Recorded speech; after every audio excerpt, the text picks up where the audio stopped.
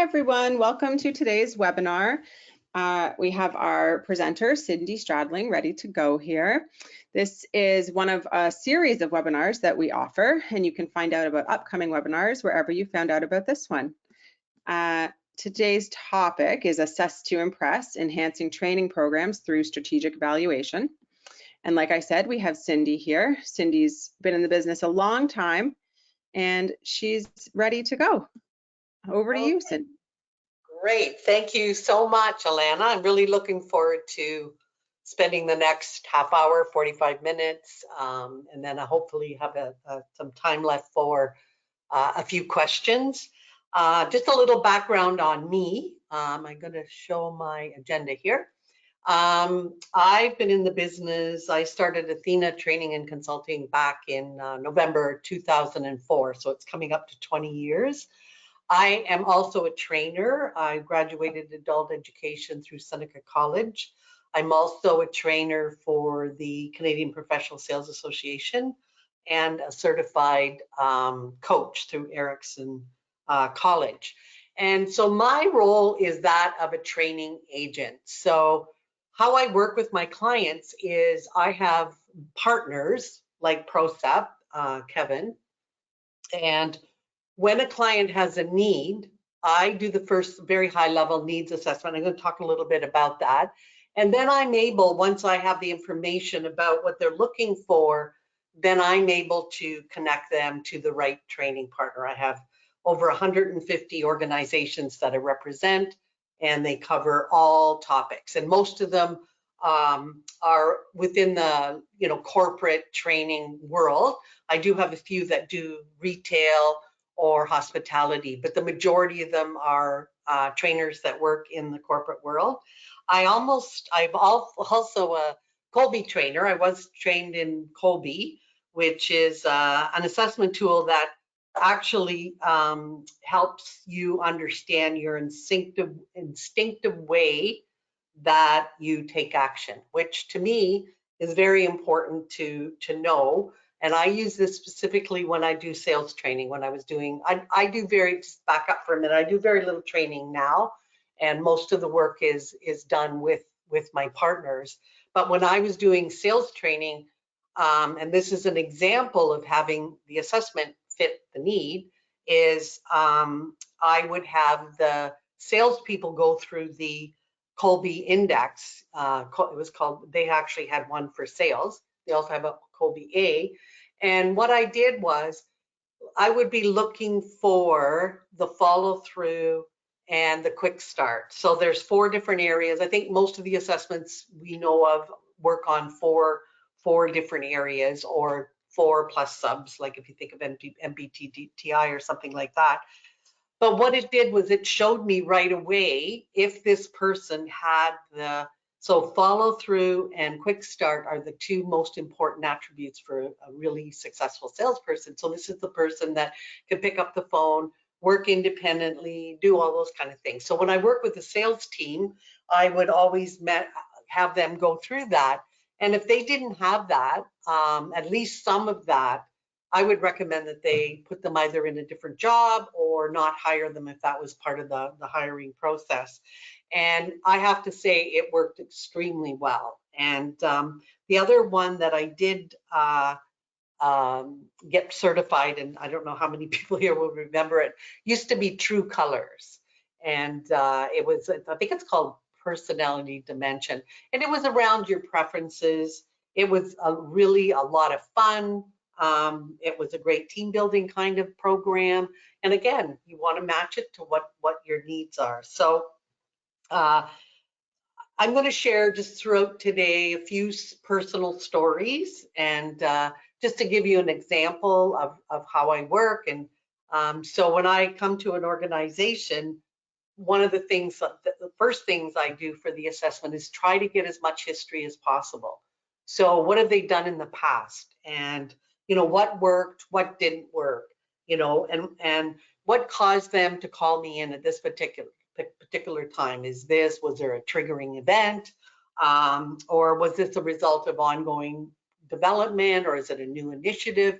Like really understanding where the corporation is and where the learners would be, so that I could match them with the best possible fit. And then future, we would always look at the future. I always broke everything past, present, and future. So future, where do you want to go? Like how would you know if this training was effective? How are you going to measure it? How pre and post is super, super important, no matter what kind of training that you're doing. And a really fun example of this was I had done a sales call for a young lady, and I just gone in and left her with my information, and so I just said, you know, if you ever have a need, give me a call. So 6-8 months later, she calls me and she said, Cindy, we need a time management program. And I said, okay, good. Let's set up an appointment and I'll come in and we'll go through the questions and, you know, so I can get you the best possible fit. She said, no. I just need a time management program. I don't need anything, right? I just want to have that. And I said, well, I'm not your girl, because I don't know, and especially time management can be a symptom of other things. It's been my experience anyway. And I just said, then if I can't spend the time to actually understand why you think you need it, why that's going to solve your issues, then I think you should probably just go online and find somebody who can deliver you a generic time management. She goes, oh, no, I like to blah, blah, blah. Anyway, so I went in, and as it turned out, they had merged with another company. They weren't a big company, but they merged with another company. And the challenge was their meetings and their timing of reports and projects and things like that. So the one team, she described them as very military. You know, they were always on time. They did, you know, they finished their meetings on time. They had agendas, all that kind of thing. But the other organization was more laid back, and it was way more casual. So obviously there was a bit of conflict. So I said to her, I said, well, you don't need a time management program. What you need, is a new team code of conduct. She goes, a what? And I said, a new team code of conduct. You need to put everybody in the room together. You need to sit down and decide amongst all of you what you're going to do going forward. How are you going to hold each other accountable? How do the meetings work? You know, all of those things that everybody has to agree to it. And then you'll start to build a new culture, completely different from both of the cultures that were existing and conflicting right now. So she went to her boss, and he thought it was a great idea. And so I connected her with a partner that did that. And they were amazed at what a difference it made in just their day-to-day. And then I guess it was about a year later, they did do not really a time management program, more of a priority management type of program. So I understand firsthand how important it is to have this type of thing, and that's why I love working with Procept. They're very professional. They're someone, when I introduce them to a client, I know that they're going to be amazing, and they're going to be taken care of, and I don't ever have to even give them a second thought.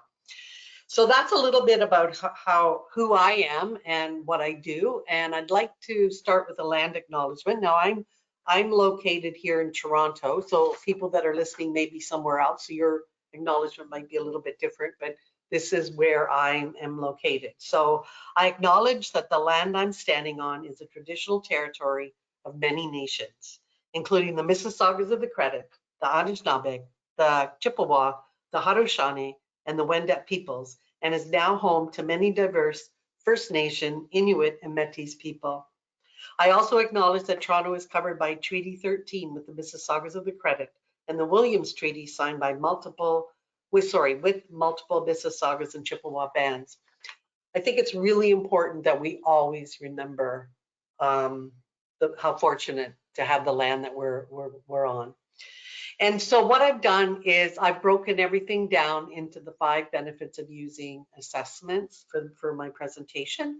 And then at the end, we'll have, time permitting, we'll have our Q&A.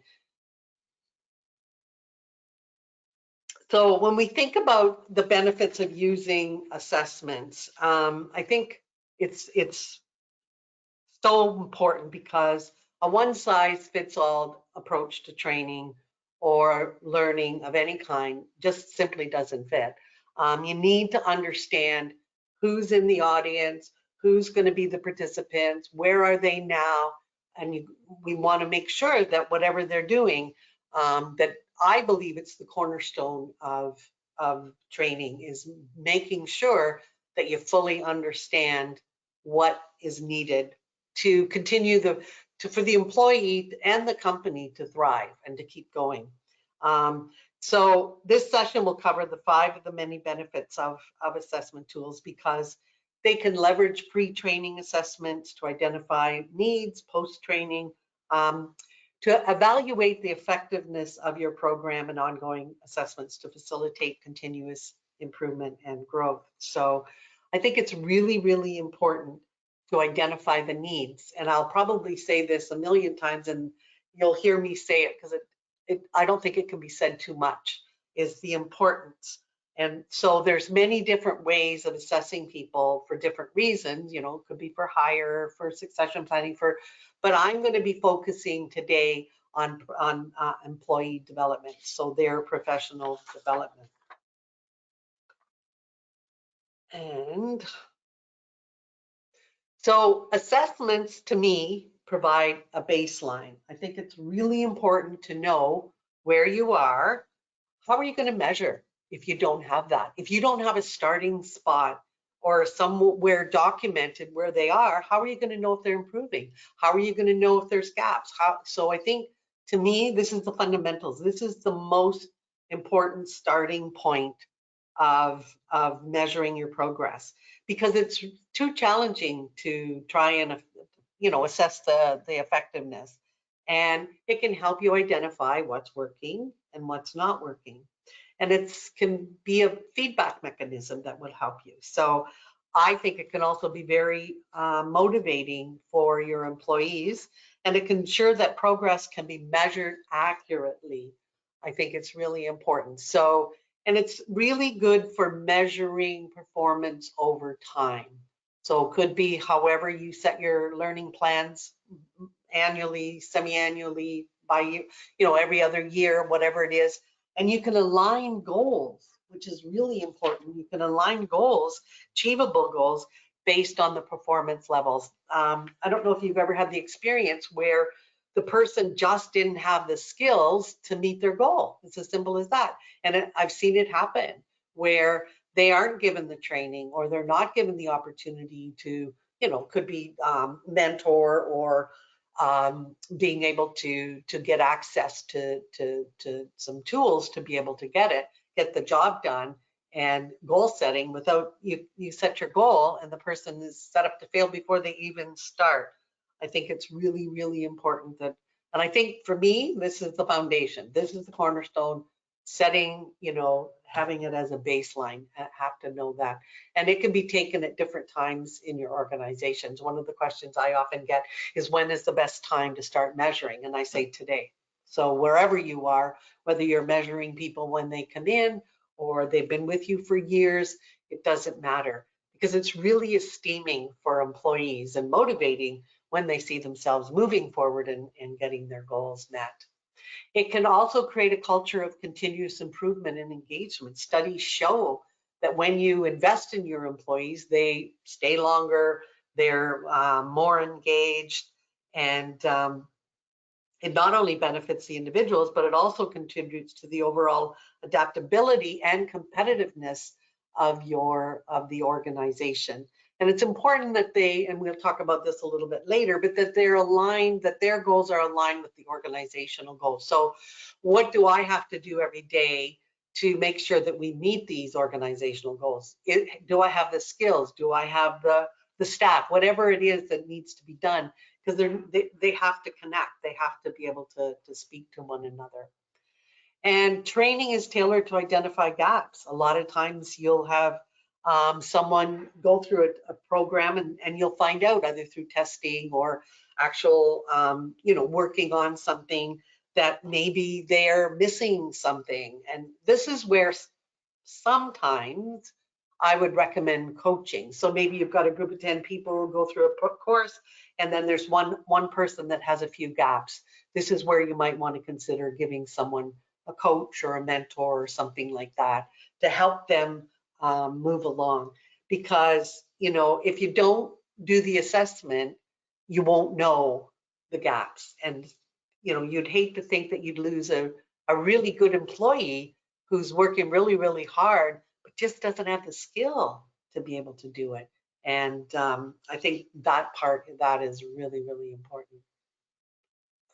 The assessment can also identify strengths and areas for improvement. So this can help with better job placement, skill development, and everything can be tailored to individual needs. As we know, learners, for the most part, there's many different styles of learning. And when you're designing a training program, you want to be able to make sure that you understand, are they all, maybe you're in a kind of industry that they're all kinesthetic learners or audio learners or digital learners or what's the other one? Visual learners. So most of the programs that you do, if could be specifically, if you find that most of yours are kinesthetic, then you're going to want to add in some exercises that they're going to be able to be able to participate in a more active way.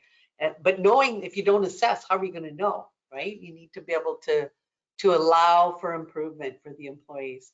It can really help improve communication. And so with the employees and the managers, it leaves it open to constructive communication, and it can strengthen work relationships, could even help solve misunderstandings, and just overall creating a more positive work. But it's also self-awareness. Now, we all know, if you're in learning and development, the first key to change is awareness, self-awareness, or someone's awareness. You can't change what you're not aware of.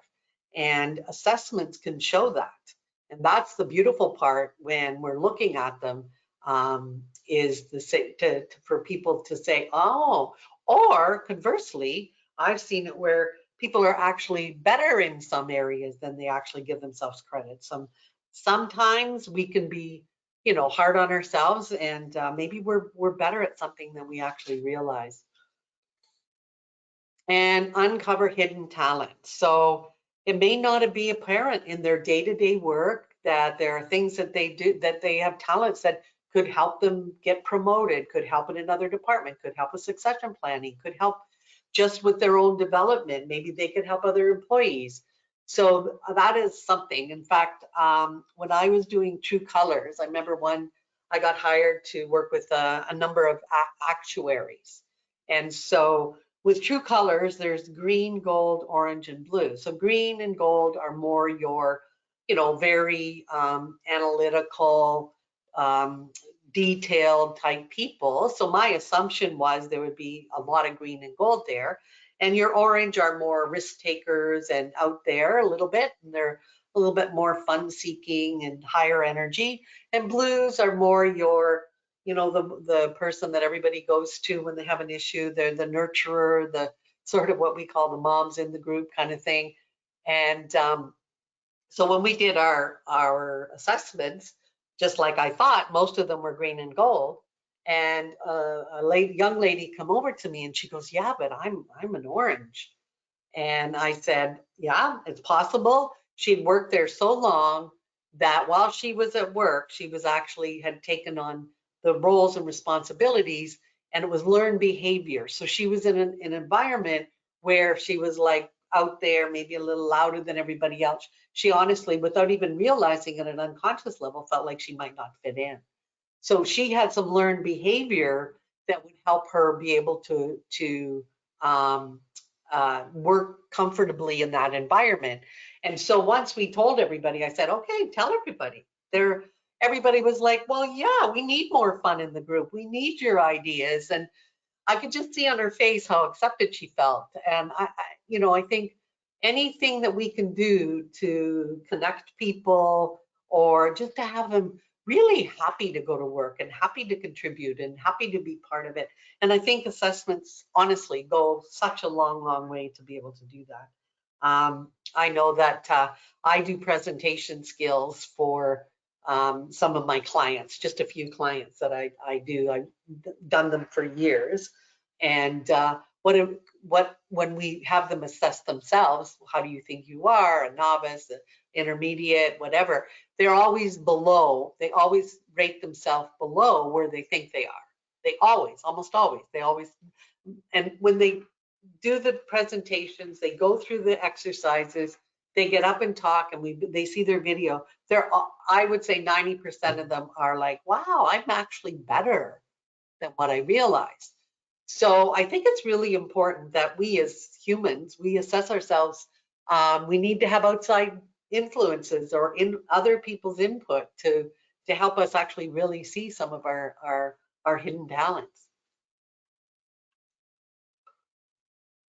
So one of the benefits is being able to align the training objectives to match the current needs, skills, and learning styles. So I think that this is, I've heard it said so many times that, training is a waste of time or money. And when you do a little digging, you find out why, because they've had misaligned training. They didn't do an assessment. They just did. In fact, I went to a company and I put in a proposal. Actually, I think it was a proposal for True Colors. It's going back a long time ago, probably 15 years. And I put in a proposal and I left it with the lady, and I was coming back. I had an appointment. We booked it 2 weeks out or whatever it was to come back. And when I come back, I found out that she had been let go and there was a new person in there. And we sat down and we talked, and she said, it's a bit of a gong show, honestly. She said, I tried to see a path where, and it wasn't a big company. I mostly work with middle-sized, smaller companies. And she said, there was no path. It was like someone would say, oh, that looks like an interesting program. Let's run it. Or someone else said, let's, that kind of thing. And she said they spent $90,000 on training that year. For some people, that's not a big budget. For them, it was a big budget, but had nothing documented and why they did the training they did, nothing pre, nothing post. And so she said to me, come back in 6 months. Just don't even leave this proposal with me. Come back in 6 months and give me a chance to put together a training plan, do some assessments and all that. And that's what I did. And she's still a client today. And it was a perfect example of, it doesn't mean you can't have the odd one-off kind of thing, but you do have to have a plan. You do need to align your objectives, right?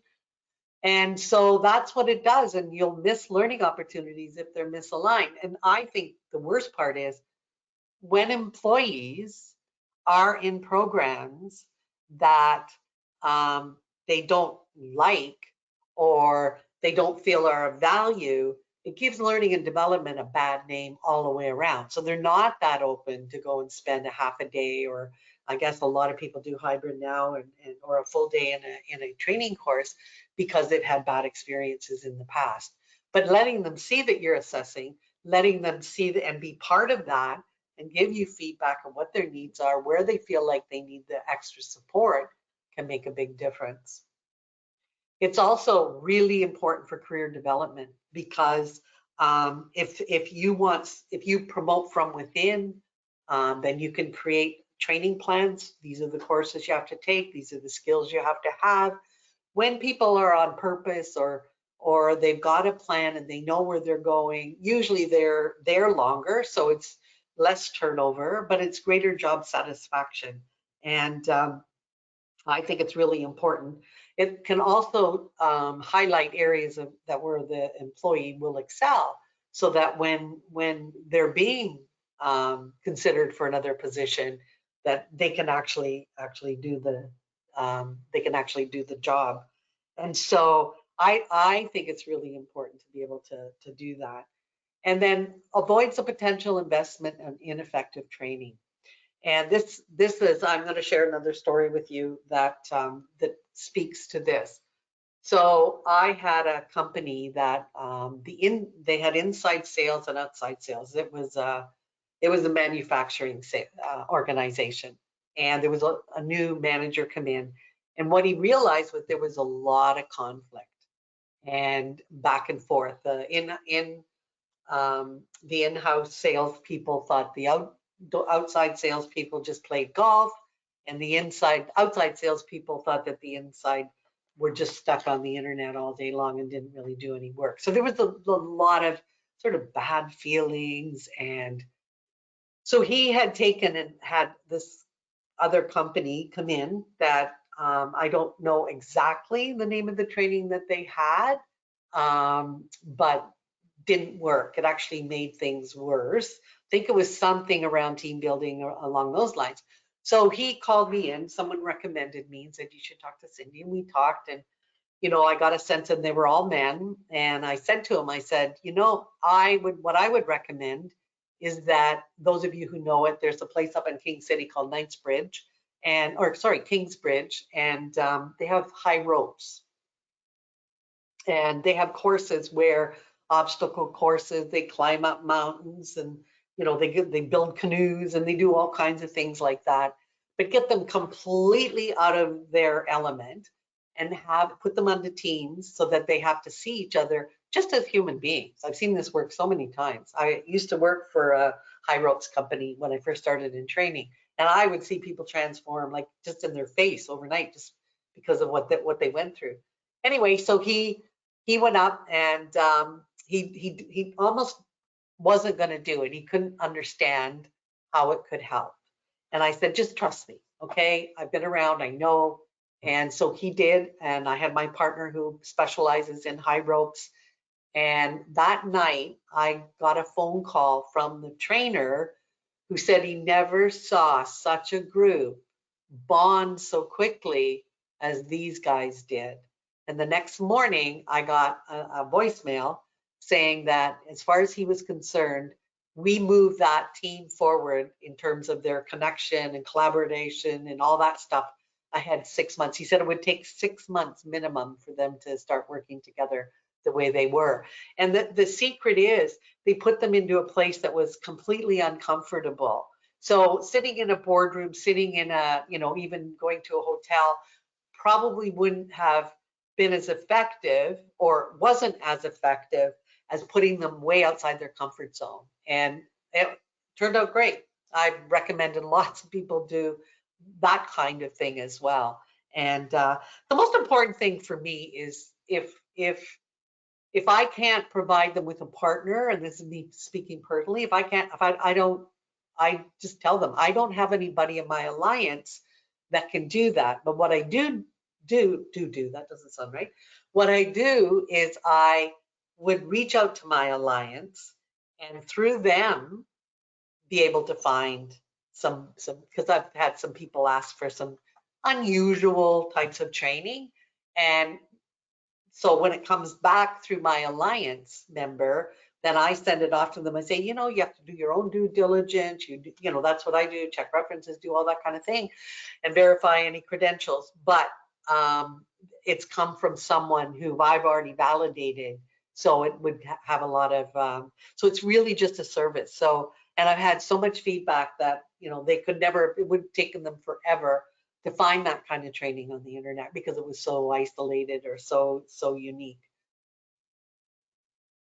It also can help with organizational alignment, and assessments can help align individual goals and performance with broader organizational objectives. And this ensures that employees understand how their work contributes to the company's success, and it gives them a sense of purpose and alignment. I know I read a study a long time ago that job satisfaction is higher for people who see the end result versus people who work, say, on an assembly line, who are only part of the overall process. So if you can connect your people, your employees, to the overall organizational goals, and then train to that, makes all the difference. And people feel like they're important. They're an important cog in the wheel to keep things moving forward.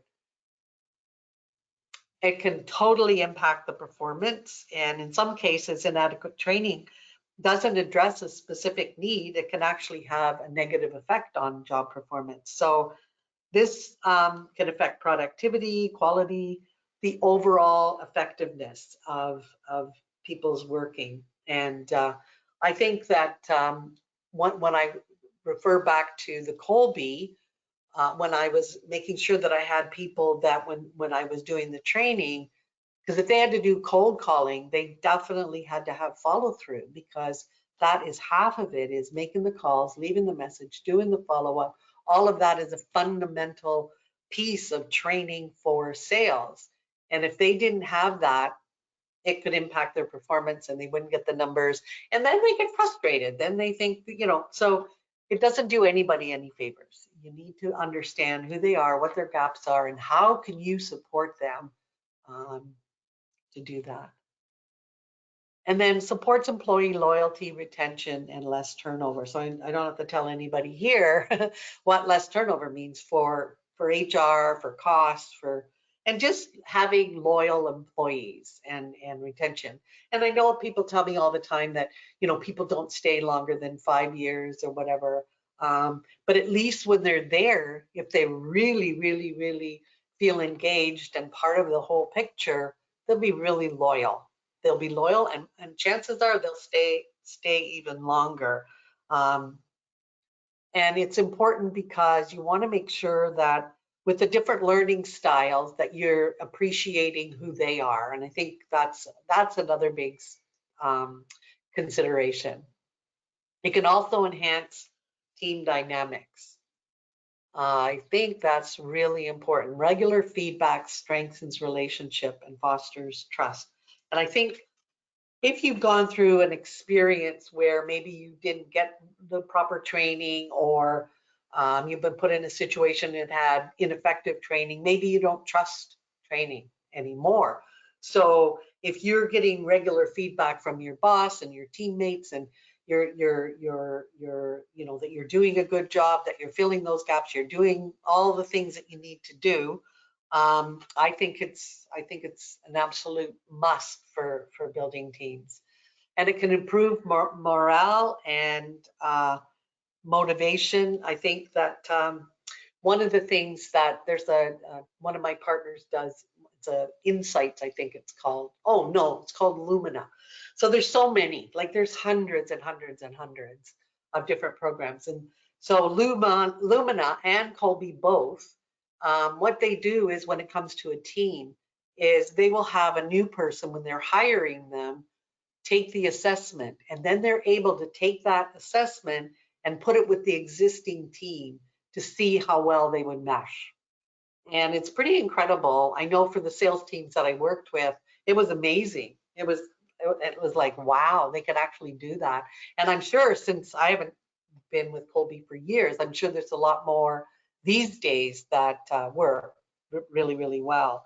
So I think that it's, I think even constructive criticism can really help an employee's development, because you're encouraging them to strive for excellence, but you're also investing in them. Because it's easy not to say anything, right? Just let them be status quo, blah, blah, blah, whatever. But for me, I think it's really, really important to give them feedback on an ongoing basis, and it will truly improve their job satisfaction overall. And then we get those results that I showed you on the last screen, which is less turnover and employees just overall satisfaction. So that concludes my 5 tips of, and it's not an exhaustive, I mean, literally, we could probably spend a whole day and dig way deeper and go on. But I thought for this one, if I ever do another one, maybe I'd do a deeper dive at it. But I thought for this one, it would be really good just to look at some of the benefits. And if you've never considered doing any kind of assessments, maybe it's time to start. Maybe it's time for you to ask around, find out what other people are doing. What are they doing? And I've got some of the options here, and there's not an exhaustive list by any stretch of the imagination. So I think a lot of people would be familiar with MBTI, Myers-Briggs, the DISC assessment. Emotional intelligence is another big one. This is EQI, is really big. 360 feedback is really important for managers to get the feedback on how they are and how they're being perceived by their peers and by their subordinates. I think it's really important. Behavioral assessments, Caliper. I know a lot of my clients use Caliper and the predictive index. That's very, very popular. And then self-assessment tools. In fact, I believe the Strength Finders is a free assessment. It used to be anyway. And then the Gallup-Clifton Strengths, and of course, True Colors would be self-assessment tool because you go through and answer the questions yourself. And then there's other ones like psychometric, which is your Hogan, your values and interest inventory, job simulation, so work sample tests, skills and competency. I mean, if you have to type, I remember when I went back to school as an adult many, many years ago, I had to type 40 words a minute.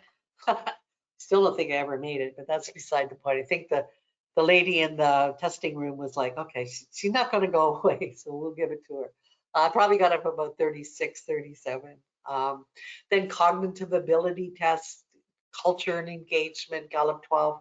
So these are just a few. There's an exhaustive amount of different assessments. And again, the most important thing is to find out what's going on. Why do you want to do the training? So what are the results you want to get? Was this a triggering event? Is it something else? Is there some other things going on? Like, it's amazing when you start asking questions, what comes up. And it's a way to just take everything to the next level, in my opinion. So questions.